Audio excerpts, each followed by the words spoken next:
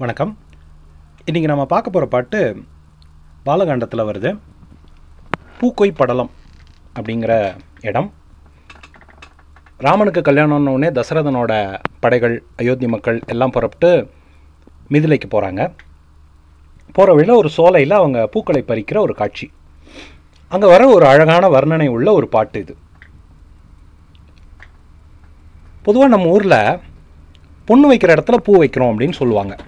அதாவது ரொம்ப வசதி செய்ய முடியாத ஒரு சூழ்நிலையில் நம்மளால் முடிஞ்ச ஏதோ ஒரு விஷயத்தை செஞ்சால் பொண்ணு வைக்க வேண்டிய இடத்துல பூ வைக்கிறோம். அதாவது கழுத்துக்கு தங்க நகை போட்டுக்க வேண்டிய இடத்துல ஒரு பூ மாலையாவது போட்டுக்கிறோம் அப்படிங்கிற ஒரு அர்த்தத்தில் சொல்லுவாங்க பொண்ணு வைக்கிற இடத்துல பூ வைக்கிறதுன்னு. இதுக்கு நேர் எதிராக பூ வைக்கிற இடத்துல பொண்ணு வைக்கிறதா ஒரு பாட்டு எழுதியிருக்காரு கம்பர். அதை தான் நாம் இன்றைக்கி பார்க்க போகிறோம். பூயெல்லாம் கொய்து கொள்ள பொலிவு இல துவள நோக்கி யாவையாம் கணவர் கண்ணுக்கு அழகு இல இவை என்று எண்ணி கோவையும் வடமும் நாணும் குழைகளும் குழையப் பூட்டி பாவையர் பனிமென் கொம்பை நோக்கினர் பரிந்து நிற்பார். பாவையர் பெண்கள் என்ன பண்ணுறாங்க? பூயெல்லாம் கொய்து கொள்ள ஒரு செடிக்கு போகிறாங்க.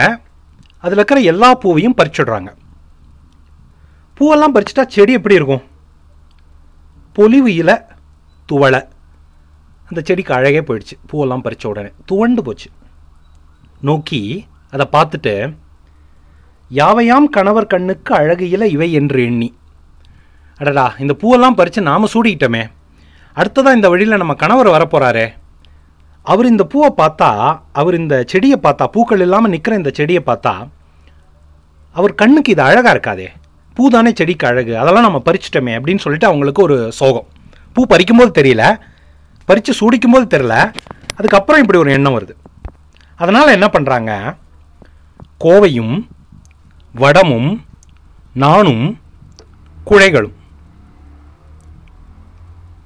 மணிமாலை, முத்து மாலை, நான் அப்படின்னா அரை வடம், அரை நான் கயிறுன்னு சொல்கிறோம் இல்லையா, அது அரை நான், அரை நான். குழைகள் அதாவது காதுக்கு போட்டுக்கிற குழைகள், தோடு, இதையெல்லாம் பறித்து குழையப்பூட்டிங்கிறார் கம்பர். அதாவது இதெல்லாம் தான் அணிஞ்சிக்கிட்டு இருக்கிற மாலைகளையும் இடுப்பில் இருக்கிற அந்த ஆபரணத்தையும் காதில் இருக்கிற தோட்டையும் கழற்றி செடிக்கு அணிவிச்சுடுறாங்களாம். அப்படி அணிவிச்சதுனால அந்த செடி குழஞ்சு போகுதான். ஏன்னா செடி சாதாரண பூவோட கணத்தை தாங்கும், நகையோட கணத்தை தாங்காது இல்லையா. அதனால் அது என்ன பண்ணுது? குழஞ்சு போயிடுது. அதனால் பனி மெல் கொம்பை, பனி குளிர்ச்சியான மெல்லிய அந்த பூங்கொம்பை, பூ பறித்து அந்த கொம்பை பரிந்து நோக்கினார் பரிந்து நிற்பார். அதை பார்த்து ரசிக்கிறாங்க.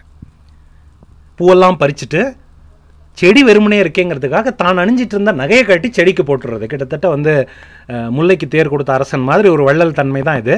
ஆனால் இந்த இடத்துல பூ வைக்கிற இடத்துல பொண்ணு வச்சுருக்காங்க இந்த பெண்கள்.